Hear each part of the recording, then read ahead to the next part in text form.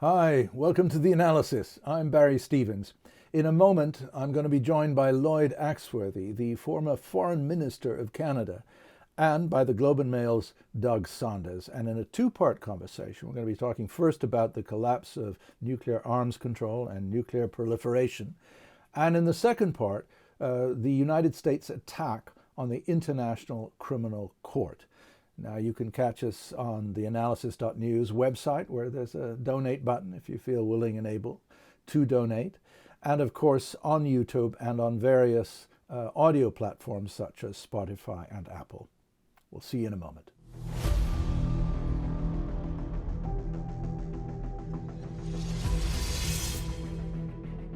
I'm Barry Stevens. I'm a documentary writer and filmmaker.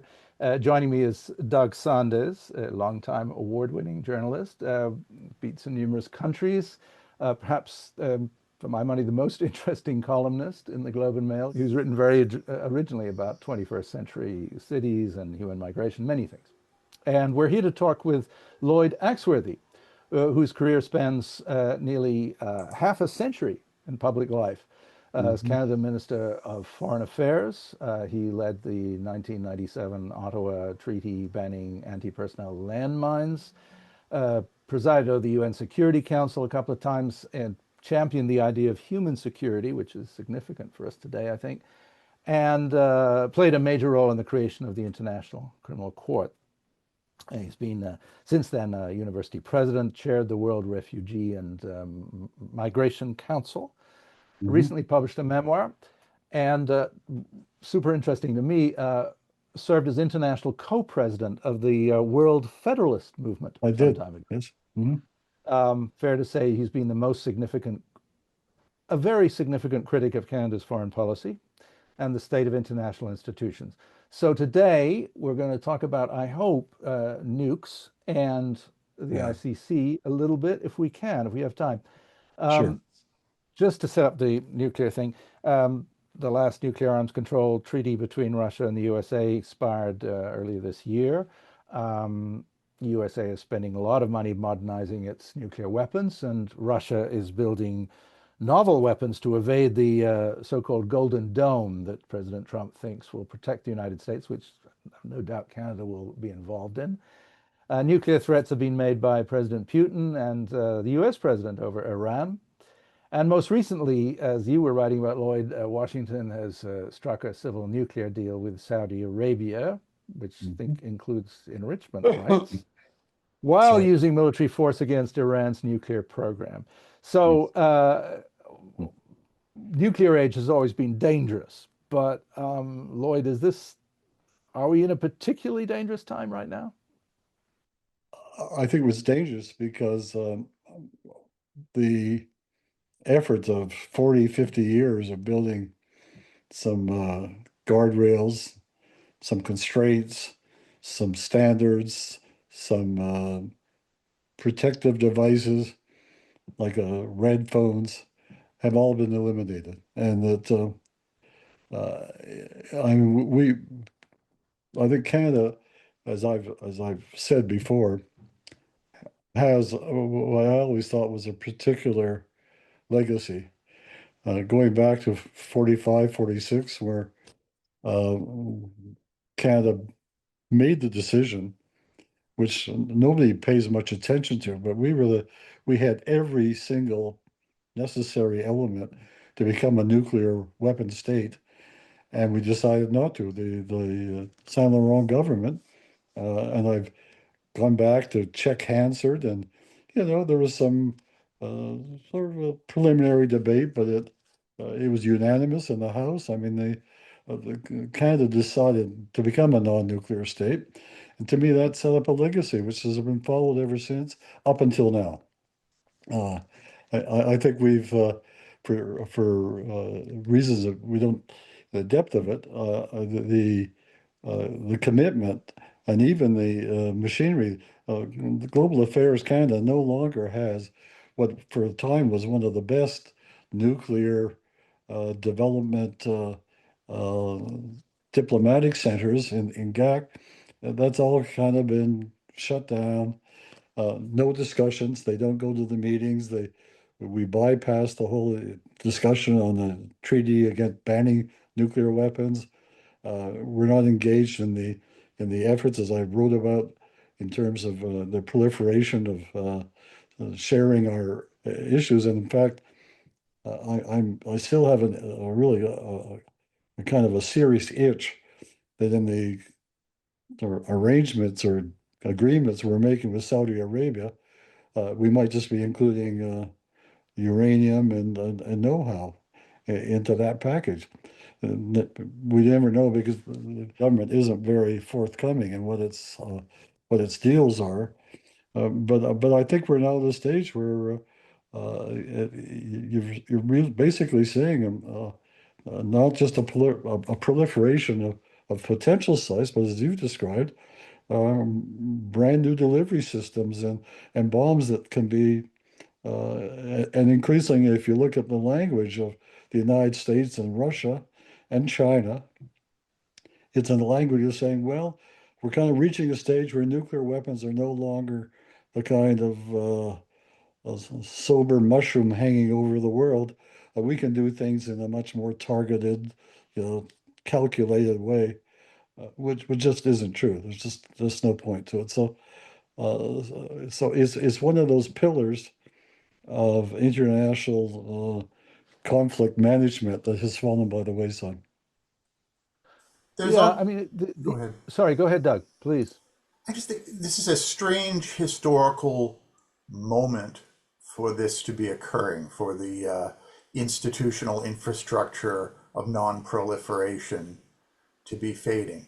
Because on one hand, we have the language of nuclear deterrence Right. entering the vocabularies of a number of countries again. On the other hand, the last couple years have really shown the world and countries that might be seeking them how ineffective and pointless the concept of deterrence is, at least against neighboring countries. Because in the last couple of years, we've seen Ukraine, a non-nuclear state, occupy a province of Russia, an oblast of Russia, a famously nuclear state, for more than a year, with knowing Mhm. full well that Russia would not and could not retaliate because using nuclear weapons against a geographically adjoining country would effectively be attacking your own population. And we've also seen India and Pakistan go to war against each other, Right. and India destroys significant amount of Pakistan's air force and so on in a conventional war. Again, knowing full well that nuclear deterrent is useless against a geographically adjoining state. You can argue about whether it has any use anywhere else. So the lesson coming out of this period should be that there's not a lot of value in the considerable expense and risk of developing a nuclear arsenal. Yet, there's nobody saying that now because, as you say, the institutions that should be doing that have been neutered. Right. Totally. Yeah. Uh, I mean, it's become a kind of commedia dell'arte. You just go through the routines, you use the language, you hold meetings, nothing happens. And in fact, in the meantime, you've got North Korea and Egypt and Saudi Arabia and Indonesia. I mean, they're all beginning to, nibble at the corners of this because I guess in terms of the great power language, the fact that Trump has blown the American mystique of being the all-powerful arbiter. People are kind of losing trust in anything they can do. So they're saying we have to do it ourselves. So, I mean, Europe is a good example where you've now got serious discussions in European countries about would they have to have their own nuclear weapons. And I go back to one old sort of, I had an international law professor way back in graduate school named Richard Falk. And he said the basic axiom is if you keep producing weapons, one of these days you're going to use them. Yeah, and in fact, of course, despite deterrence, as you say, not being very effective, or even people can even fight wars while they have nuclear weapons without using them. Nevertheless, they are on a hair trigger in the sense that the Yes. United States has a vast arsenal of land-based missiles which will be targeted. And therefore, if there's information coming in that they appear to be targeted, the president, of course, has a few 5 or 10 minutes. This president has 5 or 10 minutes to decide whether to use them Yeah. or lose them. And then we're adding also artificial intelligence into this mix, which, as Into we the mix. know, That's the big. I mean, Barry, just to make that comment. I mean, we're seeing daily, if not twice daily. You know, the president of the United States is basically off his rocker in so many ways. And at what point does his frustration, his anger, his inability to win primary nominations in Colorado force him to say, I'm going to do something dramatic to show exactly? I mean, you just don't know how thin an edge it is between the control system there, because right now there isn't any rule that he doesn't think he can break. yeah, there was a guy I spoke to who was a former State Department fellow called Tom Countryman, who talked about the ecology, not just the treaties, but the ecology, meaning the network of people who know each other, who know communication. And that does appear to be have withered too. Would you say, like in your time, you would perhaps have more collegial or conversant relationships with Soviets than Yes, exist that's right. now? Hmm. In fact, just a small history tidbit, but the Russian foreign minister at the time, he and I were probably the two strongest sort of anti-nuclears at the time, and we Mm. we really bonded in a sense because he was no, he was pretty quickly dismissed when Putin came in, but there's a lot of Russians remember that. I mean, I'm just writing a piece that I'm sure nobody will read, but that I'm probably the last of a generation of Canadians that actually grew up during World War II and can remember what it was all about. And we're forgetting all that, and with it the whole nuclear threat, because uh, people were scared silly. Hiroshima, just changed the mindset of two or three generations, but it has no impact anymore. Yeah, I've actually often thought that the leaders, right up to George H.W. Bush in the United States, um, were in the war. Or even Yeah, even Putin now, of course, lost his brother, and so he still perhaps recalls it, although not much. But no other leader really has that has that actual physical, yeah. personal memory. But there was we talk about it all collapsing, but there is this treaty for the prohibition of nuclear weapons. And I Yes, think I just looked it up. I think 100 countries, that's more than half the yes. countries in the world, have signed it. Canada has remained uh, not enthusiastic. And is there any role for those middle powers who might have some influence to and should they? Is this a good thing, this treaty? Should they push it? I mean. Well, I mean, I can just, I always go that anything you can build that has the motive or the objective of putting some constraint, some rail guard on the use of weapons and war needs to be encouraged. And the treaty itself, I mean, as you said earlier, we did a landmine treaty without great powers in being involved. I'm sorry, the exception, France and Great Britain joined in. But the Americans were disdainful, the Russians, no way, China, uh, very small group. They were along with Cuba and sort of Nicaragua and a few others. But the reality is, I think uh, here's a lesson that I think I learned from my time is that setting norms. I know that sounds like a very kind of United Church kind of expression, but setting norms has an important influence on determining the use of power in the world. And the more you can put some norms out there and extol them and add to them and use them, uh, getting the information out.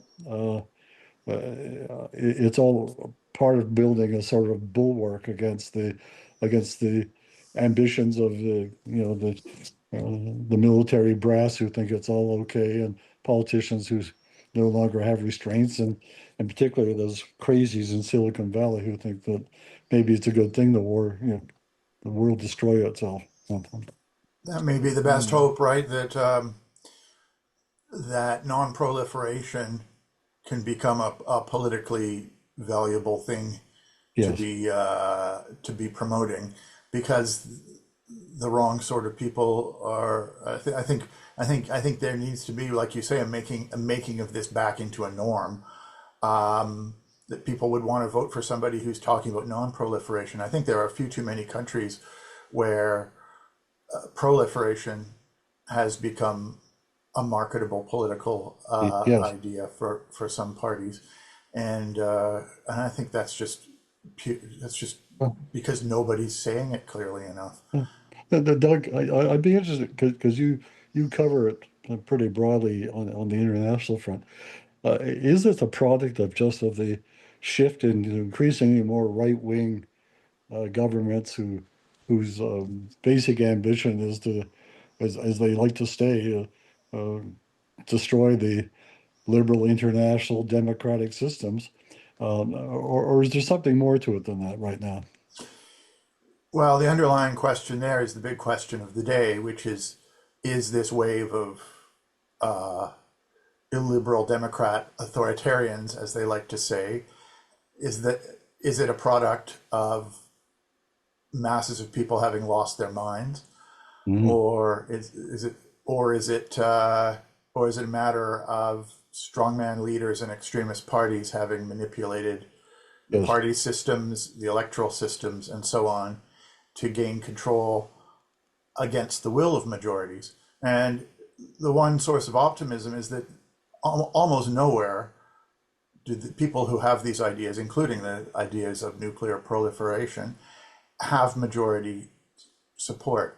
And the few places where they have, such as Hungary for 15 years and Brazil for a Hmm. number of years, um, people have managed to overcome them democratically. Uh, Trump has never had a majority, Right. and if you look at who the actual strong believers in his ideology are, that's an even smaller group. And I think I think it's when they step over the line into ideas such as arming ourselves up with a nuclear arsenal and therefore becoming a target for reprisals from nuclear arsenals. Yeah. That's when publics start to switch. So that's why I think what you're saying is important, is because um, recognizing that it's a moral wrong and it's a line that we don't want to cross is something that can distinguish uh, principled governments and Mhm. leaders from the other kind.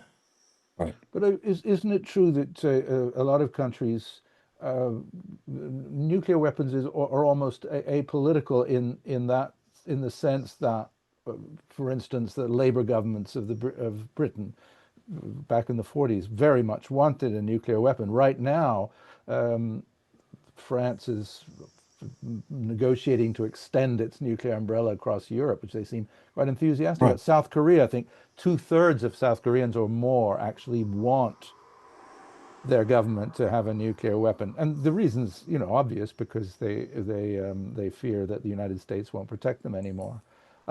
But the idea that nuclear weapons will is probably not true, but nevertheless, that's what's happening.